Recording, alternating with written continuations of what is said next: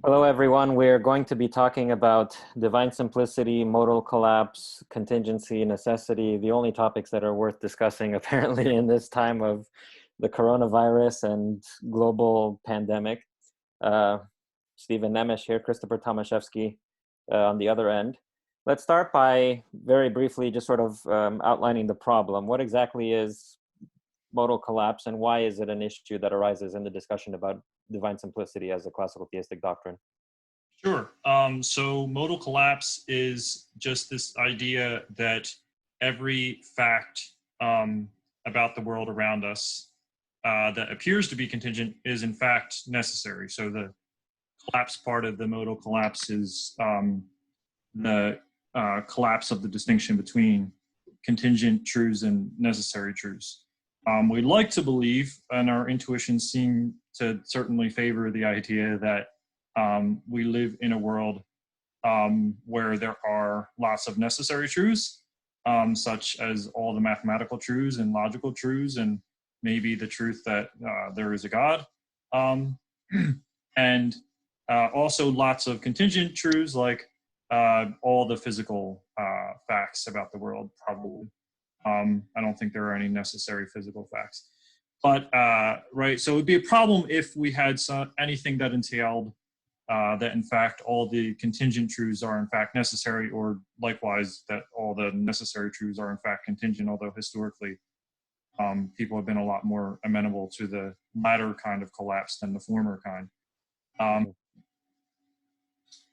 Can we make a distinction between physical facts and empirical facts? Like, presumably this is my initial thinking of, I would interpret a physical fact as a fact about physis, a fact about the nature of a thing. For example, it's a physical fact that human beings are rational, whereas it's an empirical fact that a particular instance of a human being exercises rationality. So sure, like the latter category of facts are contingent. Yeah, you might think like water is H2O is physical but necessary. Yeah, I guess when I was talking about physical facts, I'm talking about, empirical facts are even more restricted than that. Like empirical facts about how the furniture of the world is arranged, so to speak. Right. So just like all the facts that we can run recombination over, right? Just how we can rearrange things in the world. But anyway, so that's not terribly important. Yeah. Right, so what we don't want to have is a theory that would entail that all the apparently contingent facts, such that I exist, or that what I had for dinner last night, so on and so forth, facts of that type turn out to be necessary, not least of all because that would include all the facts about pre-decisions I've made. So on top of being inherently implausible, it would destroy libertarian free will for human persons and all kinds of stuff like that. And theistic personalists accuse at least the Thomistic model of divine simplicity, as it's been recently defended, as being just such a theory that entails modal collapse, the necessitation of all the facts about the world around us. And, so I would like to perhaps give a concise formulation of what I take to be the modal collapse argument against the Thomistic conception of deity, and I'll see if you agree with it, if you think it needs to be refined or modified in any way. I think the issue is this: whatever it is that's going to be a ground of contingent existence has to itself be capable of contingency in some respect, because the ground is a ground in virtue of itself, right? Just like, for example, fire heats what it heats in virtue of itself, in virtue of its own intrinsic heat. It transfers heat to something else. So whatever it is that's going to be the ground of the existence of all contingent beings has to itself have this contingency within it, because otherwise, if it were only purely necessary within itself, then it would, that intrinsic necessity would it's contagious. It would transfer over to the beings that it whose existence it grounds, and then those things would become necessary and not contingent. Yeah, so right, that's a helpful way to put it, because actually, so one of the things the modal collapse argument reminds me of is Peter Van Inwagen's argument against the principle of sufficient reason in his essay on free will, where he argues that the principle of sufficient reason has to be false because if it were true, we would have no plausible candidate for the sufficient reason for the conjunction of all contingently true propositions. Because it couldn't be a contingent proposition, right? Because that would involve a contingent proposition explaining, among other things, itself. And it can't be a necessary proposition, because if a necessary proposition is the sufficient reason for the conjunction of all contingently true propositions, then that conjunction is in fact not contingent at all, but necessary. And the important background assumption that Van Inwagen is making there, I think, is the same one that advocates of the modal collapse intuition, let's just call it an intuition at this point, since we don't have a concrete argument on the table. The intuition that they're sharing at core, right, is that in some sense explanation, or being the sufficient reason for something, is a necessitating relationship, such that if the explanans is itself a necessarily true proposition, the explanandum will in turn be made true necessarily. Mm-hmm. And I think that's ultimately the flaw in the modal collapse intuition, and this is why I think every version of the modal collapse argument is ultimately going to fail, is that core intuition that the relationship between explanans and explananda is a necessitating relationship, an entailment relationship, as Van Inwagen explicitly puts it, is just false. And once you knock that bridge out, there's just not going to be any way to construe divine simplicity or any theory on which God is identical to his creative action as one which commits us to the necessitation of all the created facts. Mm-hmm. So essentially what is at stake in the discussion about modal collapse and classical theism is this notion that explanation is a kind of entailing relation, right? I don't want to commit theistic personalists to it being an entailment relationship per se, but and we'll get into this, I guess, more when we talk about the way that Joe Schmid puts the point.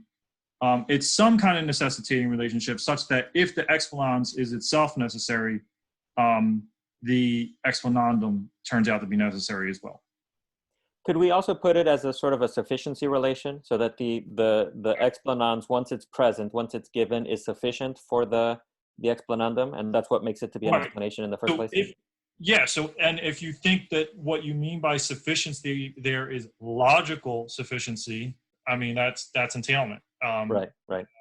Or even if you think it's metaphysical sufficiency, right? That it's metaphysically impossible for such an explanans to be true, and yet the explanandum to be false, that'll do it equally as well. So my paper that has gotten a good bit of attention, that's explicitly on modal collapse in analysis, actually is not the first time I've addressed this issue. I have the very first paper I published in Philosophia is a rebuttal to Van Inwagen's argument in an essay on free will, and it's the main objection I have to his argument is a technical one, relying on Cantor's theorem and why there's no such thing as the conjunction of all contingently true propositions. But I do have a paragraph in there where I say, before I even get to this technical, I think, and what I think is a knockdown rebuttal, I think he's also mistaken to say that S as being a sufficient reason for P, proposition S being a sufficient reason for proposition P, involves S as entailing P, or P's being necessarily true if S is. It being necessarily the case that if S is true, then P is. However you want to cash that out as a matter of metaphysical necessity or entailment, whatever.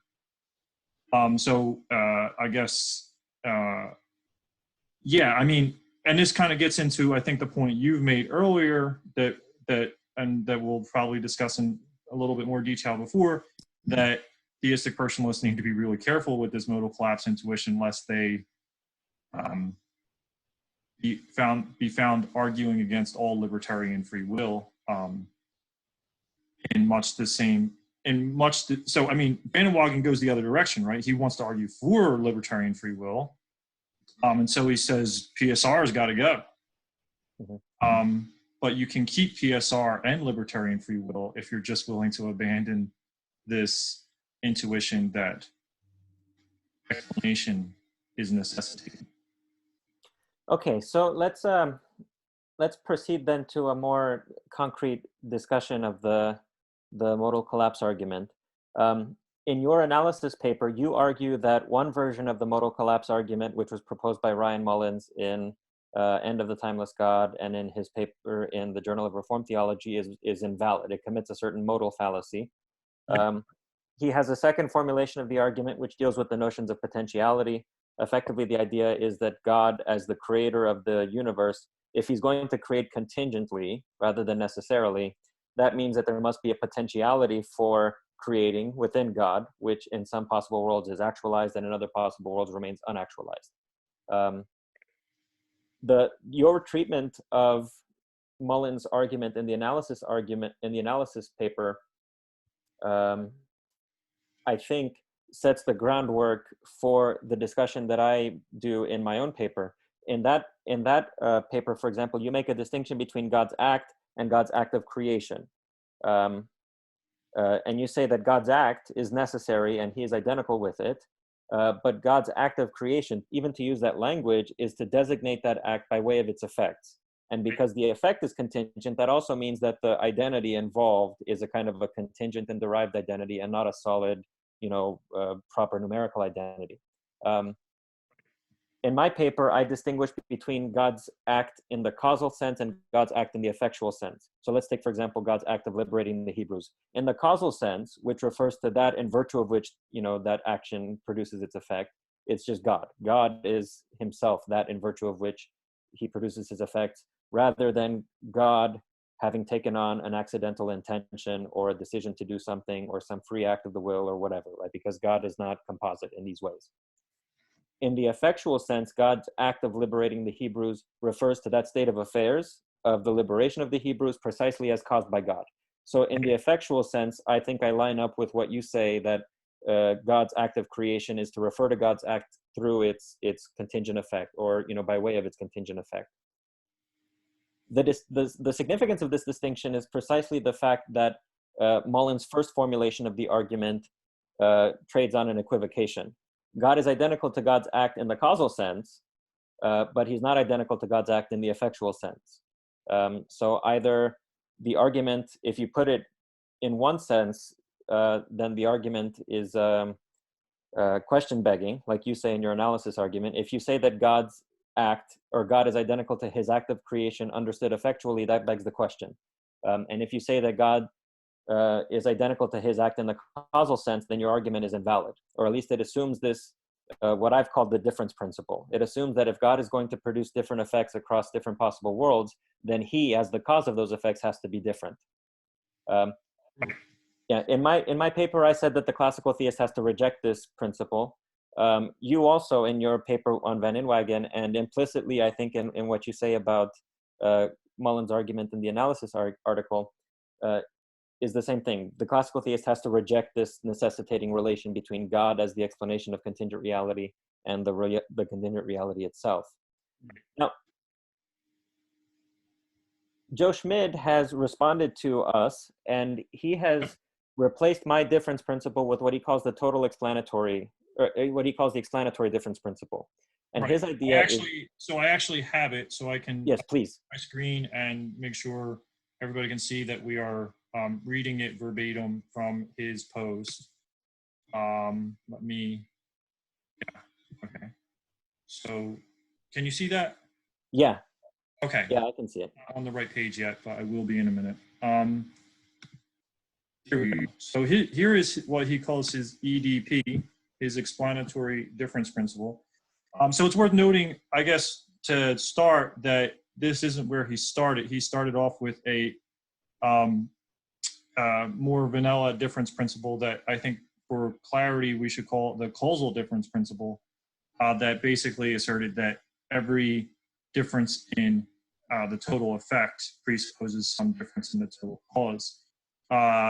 When I think he backed away from that that particular principle without conceding that it was false, he nevertheless backed away from it due to it being a problem, being facially inconsistent with libertarian free will and certain interpretations of quantum mechanics. So now he has, right, his explanatory difference principle. A difference in the explanandum presupposes a difference in explanatorily efficacious factors in the total explanans, such that the difference in the total explanans accounts for the difference in the explanandum. Or, I mean, I don't think we lose anything by reducing that to a difference in the total explanandum presupposes a difference in the total explanans. Right, correct. Yeah. So that's the principle. Now, how do you respond from the point of view of classical theism to this? Well, first, let's make clear how he thinks that this is a problem for classical theism, why classical theism is incompatible with this issue, and then how you would begin to respond to his argument. Yeah, so I started thinking about this, so this is something I've been thinking myself about ever since, even before I published the analysis paper, which was, by the time I got through even briefly sketching an outline of what became the analysis paper, I realized, well, yeah, okay, so the argument that Mullins makes in The End of the Timeless God is invalid, facially invalid. And he wasn't the only one making it, as I note in the paper. There were a number of other theistic personalists who were making it in one form or another. But right before I even finished writing that paper, I realized there's a deeper problem here, right? So the intuition motivating that invalid argument is still something that has to be contended with, and that intuition is basically the following, namely that on Thomistic divine simplicity, God is not only immutable and thus unchanging across time, but also modally indistinguishable, is the way I like to put it, right? Undiffering across all possible worlds. So how God is intrinsically is precisely the same across all possible worlds. If you were to take God, the divine essence, from any particular, and on divine simplicity, the divine essence is all there is to God. Really, not conceptually, but really. If you were to look at the divine essence in any particular possible world and put it side by side with the divine essence from any other possible world, you wouldn't be able to tell them apart, right? Just like the meme, can you tell these two pictures apart? No, you can't, right? Not on divine simplicity. How God appears in any possible world is completely indistinguishable intrinsically from how he appears in any other possible world. And when I say intrinsically, that's an important qualification, because I recently watched the exchange between Joe Schmid and Ryan Mullins on a channel called Crusading Against Ignorance, I believe. Did you watch this? I saw part of it, but it's a long video, so I didn't watch all of it. So in that video, Ryan Mullins claimed repeatedly that classical theists are committed to extrinsic relations on God, that God can't even stand in any kind of extrinsic relations to, I remember that, and I remember thinking like that seems a bit or extreme. logical relations to creatures. This is plainly false. It's not controversial that it's false.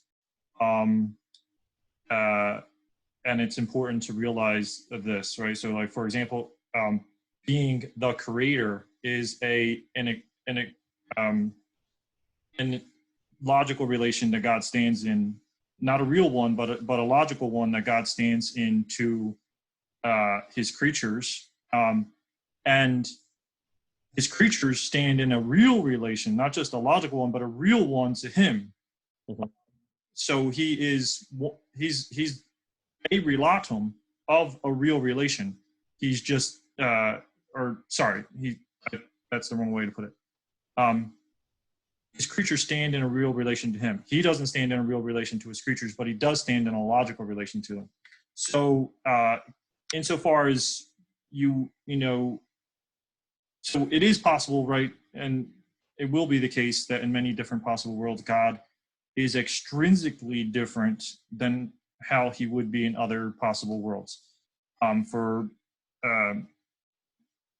He would be as different as the creatures are in each of those possible worlds. But intrinsically, he's going to be indistinguishable. And since he's intrinsically indistinguishable, there's nothing you can appeal to that's intrinsic to him to be the explanans of why he created what he created in that world, without that explanans also being equally present in every other possible world where, for example, he creates a completely different set of creatures, or he doesn't create at all. And so if you think there can be no difference in the explananda without a difference in the explanans, and you don't have any difference intrinsically, at least, in the explanans across all possible worlds, then you can't have any difference in the explananda across all possible worlds, which means all possible worlds are going to have to look exactly alike, which means all the facts about every possible world are going to be necessary facts. Mm-hmm. And then in that case, there's just one possible world, right? Because they would become right. Right. So, the possible worlds all collapse down to one. There's just one possible world, the world that gets explained by how God intrinsically is in this world. So that's why it's a problem, right? So if you think that God can't be, if you think that this necessitating relationship holds between explananda and explanans, then you're really stuck, because on divine simplicity, you're going to have a modal collapse. I mean, fortunately, one thing that theistic personalists have done for us is make this very straightforward and easy for us, because even like with my analysis paper, I realized, when I first encountered this problem in the way that Mullins put it, I looked at the premises. I just said, right, necessarily God exists. God is identical to his act of creation. Therefore, necessarily his creation exists. And I just looked at the premises. I'm like, they're both true. So the only way this isn't a sound argument is if it's invalid. So it better be valid. Yeah. Sure enough, it was invalid. And same thing here, right? I mean, even with the broader intuition, there's only one way out for the classical theist, which is to deny this necessitating relationship between explanans and explananda.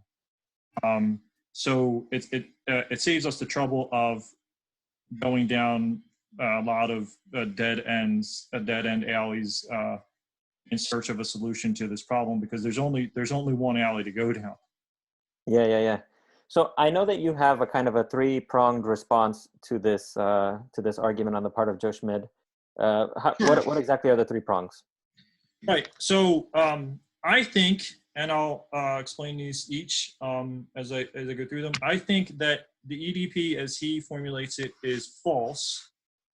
And I think even if it is true, it's not a problem for classical theism. And I think that even if it's a problem for classical theism, it's a problem for every version of theism.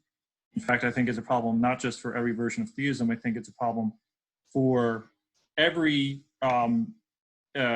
every philosophical view on which there's a single necessary being that causes all contingent beings, which of course will include perhaps like old school Platonists who believe in the form of the good, but don't think it's a person or anything like that. Right? Yeah. So it's a problem for a lot. In other words, a problem for lots of people. So let me, I guess before I get into that, I feel compelled to make a rhetorical point about Aquinas. So having watched that exchange between Mullins and Joe Schmid on YouTube, they had a little bit at the end there where they anticipated all the possible Thomist replies to what they had said during the video, and of course the point that like they were going to be accused of not having understood or read enough Aquinas came up. And I do want to note that that they probably have not understood Aquinas, and one of the reasons they haven't understood Aquinas is because almost nobody has understood Aquinas. But more importantly, and this is the really important point to note, like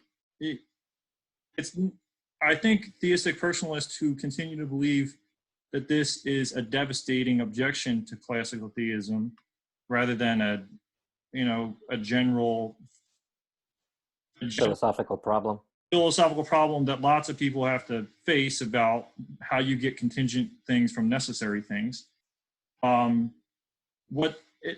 What they haven't read enough of, for reasons that my analysis paper gets into, and for reasons that I think I'll explain a little bit more as I get into this three-pronged reply to Schmid, what they haven't read enough of isn't really just Aquinas, it's Kripke and the rest of 20th century, late 20th century philosophy. So I just want to, for any theistic personalist in the audience, like, it's not just about Aquinas, it's about reading Kripke and other late 20th century philosophers who have done really important work on identity and explanation and hyperintentionality and stuff like that. That I think actually do I'm not. I'd like to think I'm not a super doctrinaire Thomist. I'm not somebody who thinks everything is found in Aquinas. When I did the reply to Joe Schmid that John DeRosa invited, one of the replies I recommended that people read Naming and Necessity, not the Summa, because I think a lot of these arguments are not ones that Aquinas actually addressed, because the way that he treats necessity and contingency is so different from the way that we talk about it, that stuff he says, for example, in his question on God's will and whether it necessitates things, is dealing with these Aristotelian concepts of modal concepts that we just don't talk that way anymore. So in certain senses, I don't think the modal collapse in the way that contemporary theistic personalists are worried about it was something that Aquinas had very much to say about. There's stuff around the edges, to be sure, and there's things that a careful reader can piece together there. But insofar as the arguments end up being invalid or resting on confusions about identity or hyperintentionality, it's late 20th century philosophy that has to be that's important there. All right, so let me say what I think is going on here. The first prong is probably the easiest ones, which is just that EDP is false. Why is EDP false? Well, because some explanations are purely causal, and the causal DP is false. So it follows that EDP is false, right? So if we go back to, for example, to the quantum mechanics example, and again, we're restricting ourselves here to the certain interpretations of quantum mechanics. There's deterministic ones that won't run into this problem, but it's at least something that would have to be contended with by people who want to defend EDP, which is you just take some kind of particle that's subject to decay, and you ask the question, well, why did decay at T1 rather than at T2? It seems to me very clear that whatever the explanation is for why a particle decays at T1 rather than T2 is going to be a purely causal explanation. Insofar as it's a purely causal explanation, if there is no causal difference, then there's not going to be an explanatory difference. If causation is all you have in your basket of explanatory tools, and there's no difference on the side of the cause, then you're not going to have any explanatory difference as well. Right, that's basically just a note that Schmid has not succeeded in getting away from the problems of the causal difference principle by moving to the explanatory difference principle, at least not universally, because some explanations are purely causal. But that's not a huge deal, right? You can just reword the principle maybe in some more restricted way to say that maybe right every non-causal explanandum, any difference in non-causal explananda presupposes a difference in the total explanans, something like that. Yeah. Which it would be harder for me off the top of my head to come up with a counterexample to, but it's just to note that there is a need for further qualification. The EDP, as Schmid currently formulates it, is probably still false. More importantly, even if it were not false, I don't think it's a problem for classical theism. And that's because, you'll notice, and this is an important thing to notice, I guess, as we move, as the theistic personalist moves from the kind of argument that I addressed in my analysis paper to the new kind of argument that they've started to talk about explanation. I think, let me double check this just so I'm 100% sure. So I don't think like Ryan Mullen's formulation of the original argument that I deal with in my analysis paper says anything about explanation.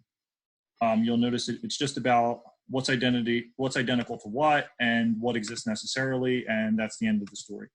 Mm-hmm. And that's fine. And that means that he's limited to the problem the problem he runs into is that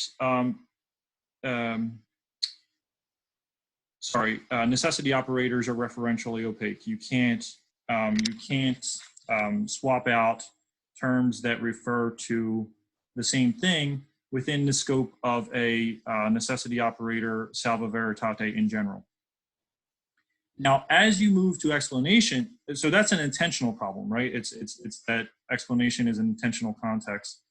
But there's a further issue that comes up when you start talking about explanation, namely that explanation is hyper-intentional, meaning that you run into a problem that you wouldn't have with the analysis, with the argument that Mullins originally gives.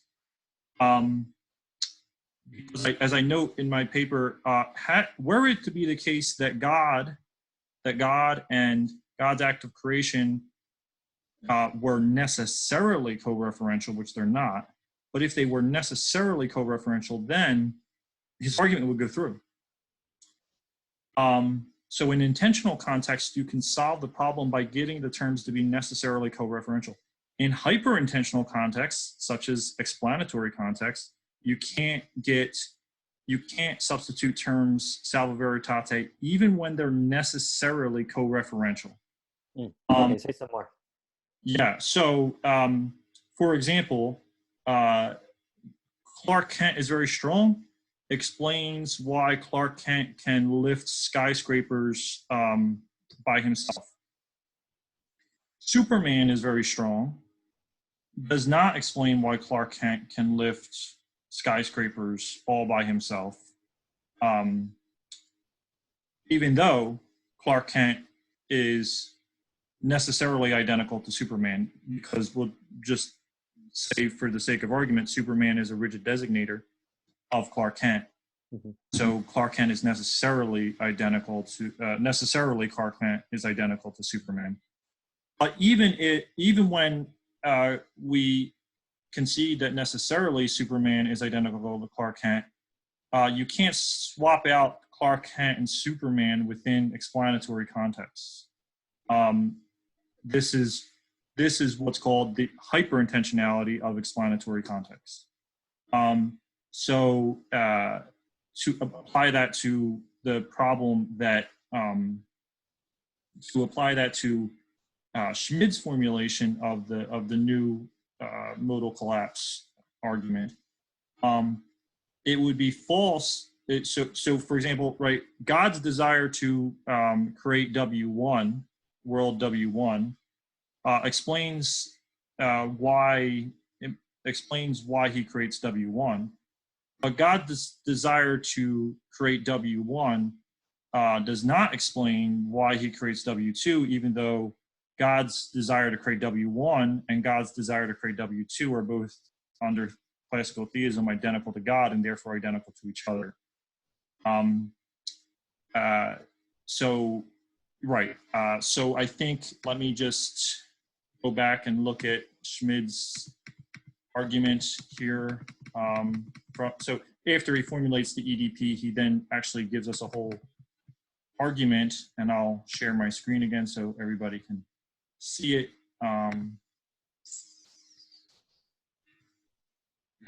So after he formulates the EDP and defends it, he gives the following argument as to why why this results in a modal collapse for advocates of divine simplicity. So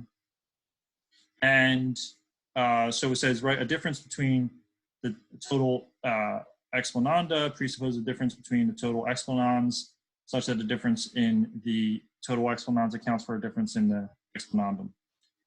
And then there's at least one X, such that X is part of the non-God concrete world, and 2, God could have been different. That's the contingency thesis. Some things are contingent, right? And if there's at least one X, such that X is part of the non-God concrete world and X could have been different, then God's explanandum could have been different. 4, so God's explanandum could have been different.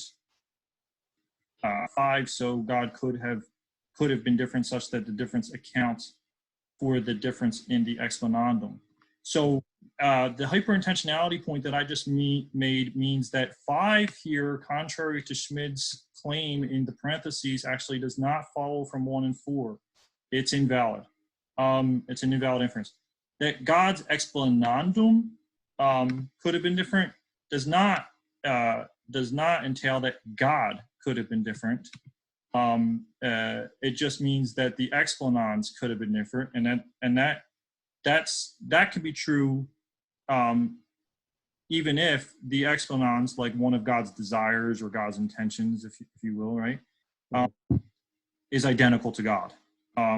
That the desire or intention or what have you is different does not mean that there's any intrinsic difference in God, right? So this is where it's important to note that on divine simplicity, right, we don't think that there are no, what we deny are any real distinctions other than between persons of the Trinity. What we deny are any real absolute distinctions. We admit real relative distinctions for the persons of the Trinity, but no real absolute distinctions. However, we do not at all deny conceptual or, in more Thomistic language, virtual distinctions between, say, God's ideas or God's intentions or God's desires, if you will, by which means that there is in God, right, some foundation for us making a conceptual distinction between his various desires or his various intentions and so forth. there's no real distinction between those things, but there is ground in God for making a meaningful conceptual distinction. And so and the conceptual distinction, this is the key point. Conceptual distinctions are all you need to get explanations going. Mm-hmm. Explanations are epistemic affairs, not metaphysical ones. So a conceptual distinction will do you just fine for explanation. If we were strictly speaking, now there is a debate in the literature, and that probably goes beyond what we want to try to talk about in just a short video.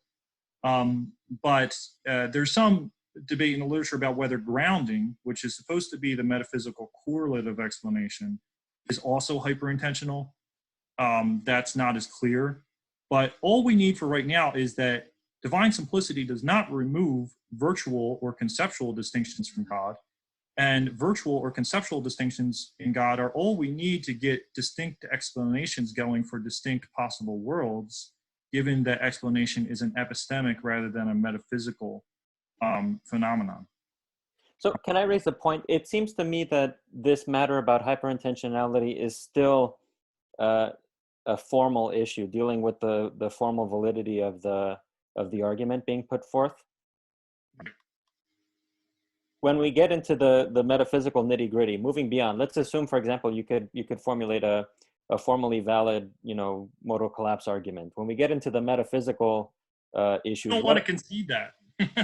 Well, okay, for the sake of argument, let's concede that you could construct a more of, keeping in mind these difficulties about hyperintentionality and these problems, because I think these are worth discussing. But let's set that for aside. Assume for a moment that you could have a formally valid, modal collapse argument. Then, you also said earlier that this modal collapse issue is a problem for all philosophical conceptions that conceive of a metaphysical grounding or creating or whatever relation between necessary being and contingent being. How do you get to, you make the point that that's a problem for any view, whether it's classical theism, theistic personalism, Platonism, whatever. Can you say more about that? Yeah, absolutely will. But I do want to drive home the point that,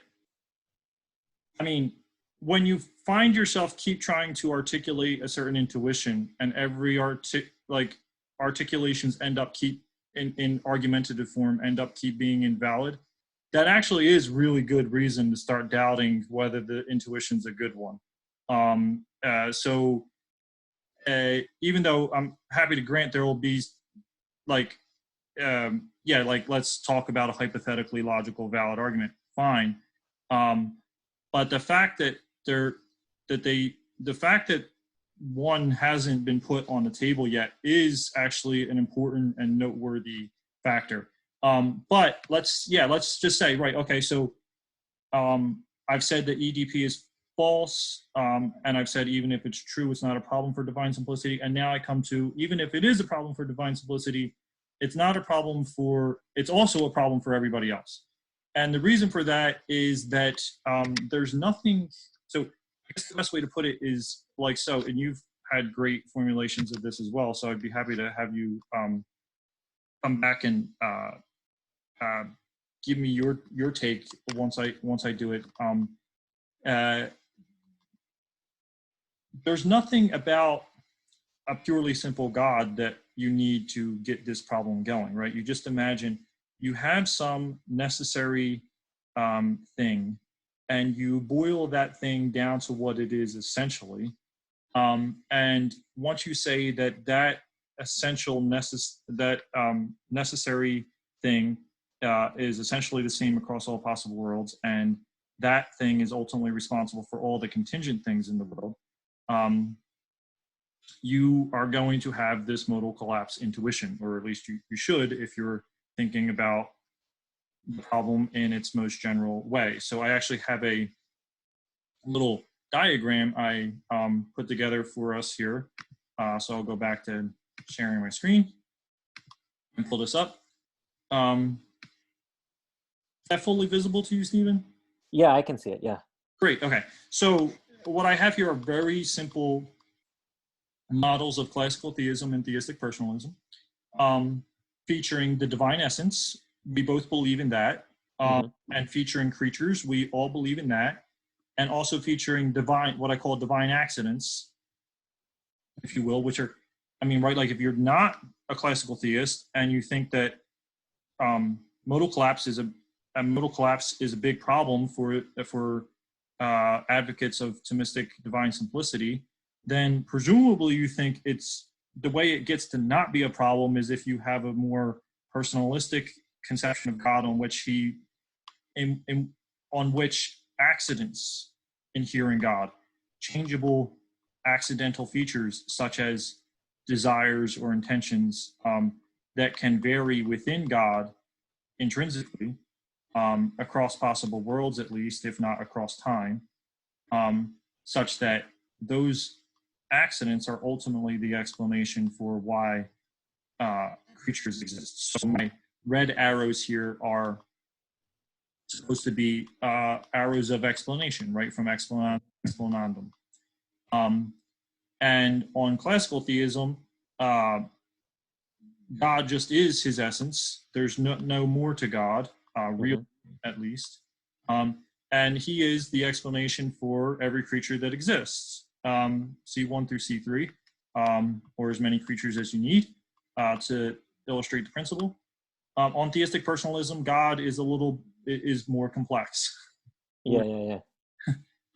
He has his accidents, and then the divine accidents, perhaps together. I mean, I could have drawn more red arrows around from the divine essence to the creatures, but the point here is, right, that the divine accidents are playing some kind of explanatory role, because if they're not, then clearly the theistic personalist is in the same boat as the classical theist. But then you can ask the same kind of question, right? I mean, the reason why this is no good as an objection to classical theism is you could then ask exactly the same question about the explanation between the divine, the role the divine essence plays in the explanation of the divine accidents. Where did the divine accidents come from? Where did God get his beliefs? Where did God get his intentions, and so forth? If not across time, then at least what's the ground for there being different possibilities for what God could intend or desire, or so on. And now, I guess the key point here, right, is that whatever the theistic personalist is going to say about how the divine essence generates these various divine accidents of desiring or willing or intending that ultimately give you all the modal differences across possible worlds and creatures, we can just cut out the middleman. Divine simplicity can just cut out that middleman and give that exact same explanation about how the divine essence emanates creatures, generates creatures, creates creatures directly, right? There's no, it's just, right, it's just, this is why I made a diagram, it's just a feature of how it's all structured out. There's no way you give an explanation for how things get explained here without also giving us, without it making it possible for the classical theist to just switch out the terms in that explanation and give the same kind of explanation right here. And in fact, I think this goes further than just illustrating that the problem is a problem for everybody. I think it shows you how classical theism is ultimately a simpler theory, a more explanatorily conservative theory than theistic personalism. It's actually, the classical theist actually has an advantage over theistic personalism here, because if you can get your explanation going like this, why posit these, right? There's no reason to posit divine accidents unless they give you some kind of explanatory advantage, and they just don't, unless the only way they give you some kind of explanatory advantage is if you say that there is no explanation going from the divine essence to the divine accidents. The divine accidents are brute. But that's to go from the frying pan into the fire. Right. So if I can propose an interpretation of the diagram here, the circle represents necessary being, and the squares represent contingent being. So everything that's in a square is contingent, everything that's in a circle is necessary. Right. And on both models, you have a red line from the circle to a square, from necessary to contingent. Right. And not only that, the circles are also, the squares, for example, dA1, dA2, those are across different possible worlds. They're not within the same possible world. Right. So on both models, you have necessity grounding different contingent realities across possible worlds without itself becoming different or without itself being otherwise.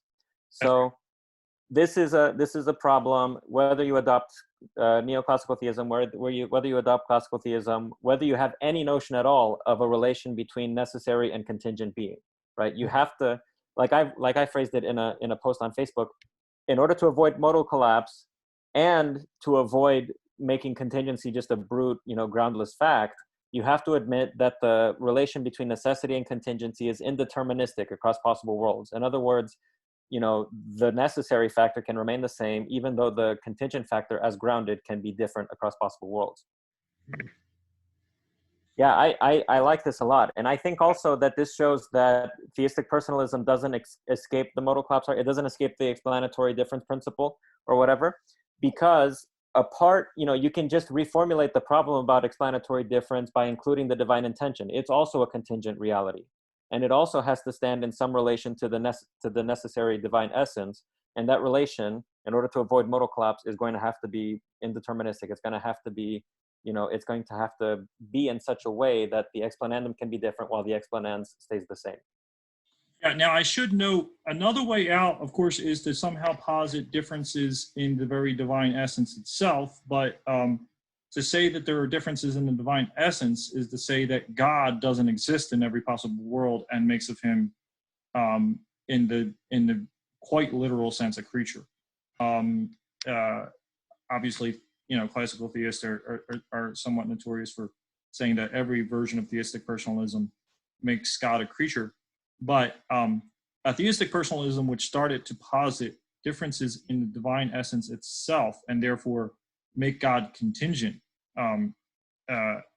make him contingently existing, would be to make God in a creature in the most robust sense possible, I think. Right. I mean, you might think that there could not possibly be differences in essence, because essence is supposed to be that precisely, immutable, unchangeable definitional factor of a thing. And essence is precisely what cannot change about a thing while it remains what it is. Yeah, and I mean, once you do that, like if you want to just have your entire ontology consist of contingent beings, that's an option that's been on the table since as long as atheism has been a thing. That's what atheism is. Like all my everything in my ontology is contingent. That's Bertrand Russell. There's just a universe, and that there's a universe, and that's all there is. That's all there is to my explanation, etc., etc. Right? Mm-hmm. I think that is atheism. Now, yeah, I mean, and I think insofar as you want to hold on to this kind of model, right, where there is a divine essence as a theistic personalism, as a theistic personalist, insofar as you do want to hold on to this model and not try to go that more extreme route, you are not only not out of the problem, but you're positing contingent entities, divine accidents, that do not help you get out of the problem in any way, shape, or form. And so this theory is simpler. It's more explanatorily concise. You should actually favor classical theism over theistic personalism in the face of worries about modal collapse. Now, I would like, I think, to conclude with some, maybe you could call them phenomenological reflections on this issue and the existential significance of it. It's interesting to think about the fact that God remains absolutely immutable, and yet through some kind of, happy contingency, I exist and I get to enjoy life, right? A different possible world in principle could have been created, one that I would not exist in. There's nothing different about God in the two scenarios. God remains exactly the same, but my existence, even though it's grounded in God in this indeterministic fashion, is still this kind of happy accident, so to speak. Not that it's not an accident in the sense that God didn't, it's unexplained, or it's just sort of this coincidental convergence of causal stories or whatever. It has this kind of grace and gratuity about it. It has this positivity, this lack of like necessary grounding in something, that makes it at the same time like a wonderful gift. It's like a gift in the purest sense, right? Something that didn't have to be given, but it was. I might have gone without it, but I've received it. Do you think classical theism is often accused of being very cold and very unlike the compassionate, loving God we find in the New Testament, certainly, perhaps in the Old Testament as well. But that's not been my spiritual experience at all. Well, so I guess for your viewers who aren't aware, I'm Catholic. And I feel like the past almost 3 years now that I've been thinking about this and everything that it implies about God, I feel like I've come to a richer knowledge of what God is and how he relates to me.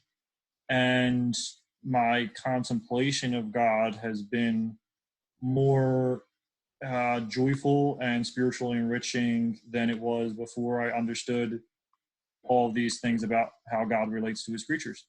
So I think that's worth putting out there as well. That, and I also do want to note that this doesn't mean that like this is all that can be said about the problem, or that there isn't still highly counterintuitive things here. There are.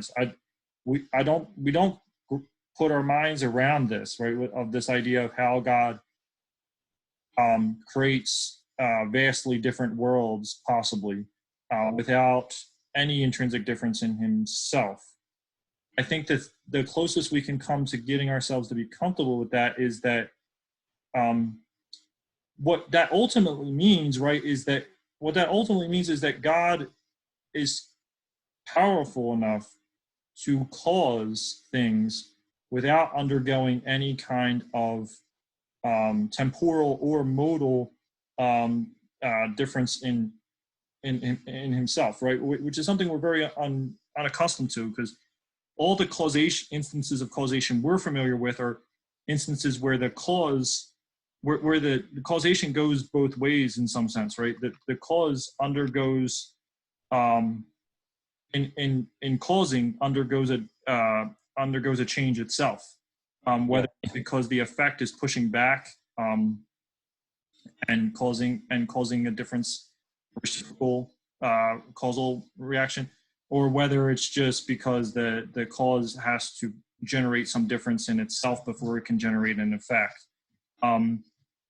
But those are creaturely limitations, right? The idea here is that those are creaturely limitations that God is not subject to.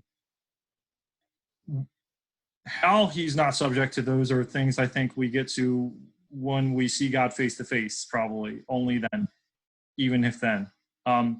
But one way to kind of get yourself more comfortable with it, right, is to think about the fact that we're also not familiar among creatures with any instance of somebody causing something ex nihilo, right. from absolutely nothing. And yet nobody goes around saying that creation ex nihilo, well, I shouldn't say nobody. Christians are very comfortable with the concept of creation ex nihilo. And people routinely repeat it as if it's not mysterious. In fact, it is mysterious. I think it's the same mystery as how God creates without undergoing any temporal or modal distinction within himself. I think it's because there is no there's no creature to push back on him, so to speak, when he interacts with them, because his mode of interaction is with something that he has created ex nihilo. There's nothing to change him, or nothing that could even possibly have changed him or made him different than he actually is. So if you think God can create ex nihilo and you're a theistic personalist and you don't find that to be deeply mysterious, I don't see why this intuition that God can create different possible worlds without having any intrinsic difference in himself, even possibly, should generate more wonder than that. I think they're equally mysterious, if not in some sense the same mystery. That's an excellent point. I think it's wonderful. I've really enjoyed having this discussion with you on these issues. I think, so if I understand correctly, you're writing a paper in which you outline this argument. Right. So to take an even further step back, right, I'm writing a paper that says a lot of the things that I've just shared with you. And then I actually am interested in a whole different take on the problem where I do actually try to just outright solve the problem and explain using some action theory that explains how God's act can be the same, even though actually try to get in and explain the very thing that I just said is not explicable, namely that God's act be exactly the same and yet the effects be different. So just to tease that very briefly, the example I've used is to talk about John Wilkes Booth assassination of Abraham Lincoln. Would we, like normally, right, when we talk about different kinds of acts, we use type names for those acts that actually are pretty broad, acts of like assassination, right, that cover a lot of sub-acts, so to speak, right, lots of things that are lots of acts that go into that. And assassinations like that, right, there's the planning and the sneaking and the actual killing and the escaping and all that. And I've actually put this on Facebook before. I've asked people, do you think that John Wilkes